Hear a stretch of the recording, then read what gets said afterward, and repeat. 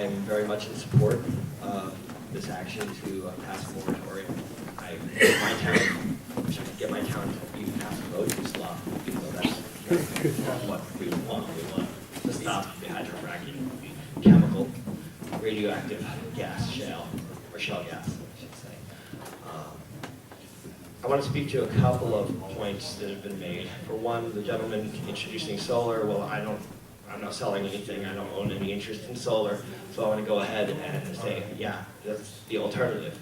The alternative is for us to be building solar plants instead of worrying about a company that, might move its resources to China. Well, how much allegiance do they have to our community if they're going to move to China because they don't want to pay people decent wages?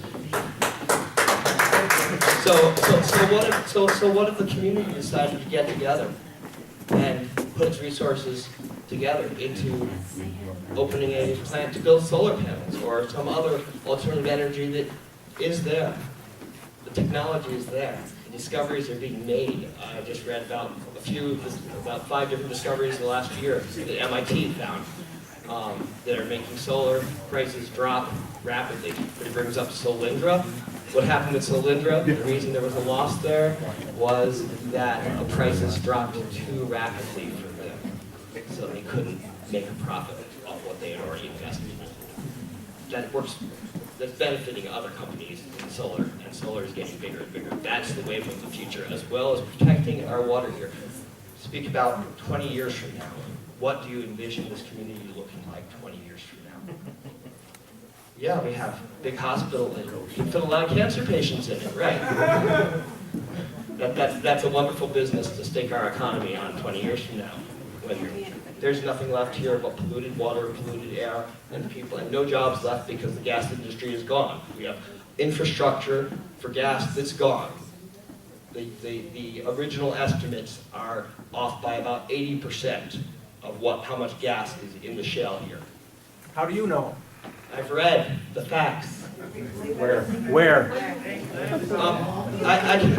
If you give me your email address or contact me by Facebook, I'm on Facebook and I'll friend you if you want. Even if you're not my friend, I'll friend you.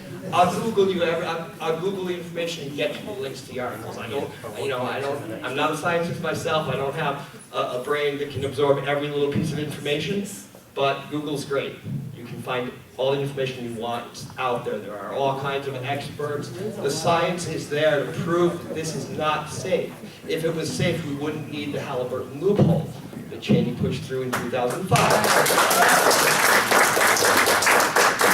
We're letting corporate profits dictate energy policy, which affects every part of our community and our future lives here. It affects everything.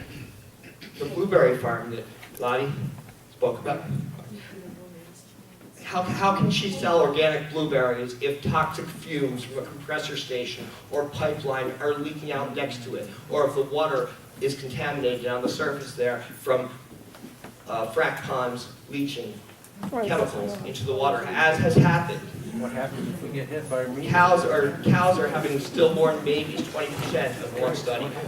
Stillborn babies. What's happening to the rest that are producing milk? Who's drinking that milk? Are you drinking that milk? Are your children drinking that milk and eating the cheese and ice cream from those cows that are contaminated, that have been dying, having stillborn babies? So, there's some really serious issues here to consider.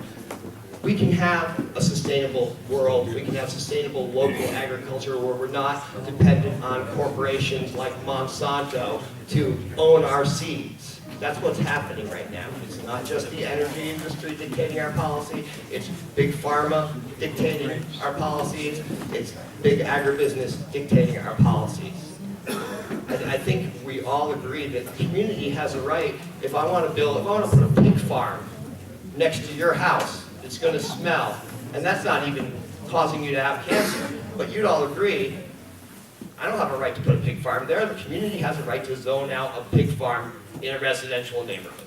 This is the same kind of thing that we're talking about. You have a right to have a moratorium zoning out heavy industry from an agricultural area, from a residential area, to an area where there's a school or hospital. You have the right to zone.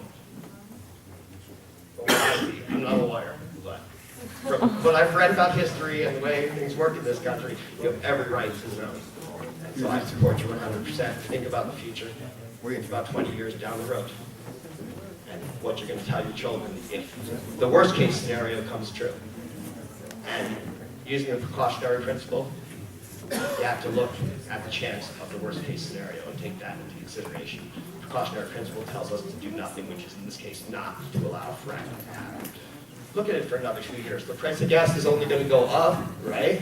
So if they find a safer way to drill it, you got 2 years, money in the bank, right? Personally, I know this cannot be done safely. Drilling, period, is not safe. Whether it's in the Herkimer, Oneida, Utica, or Marcellus.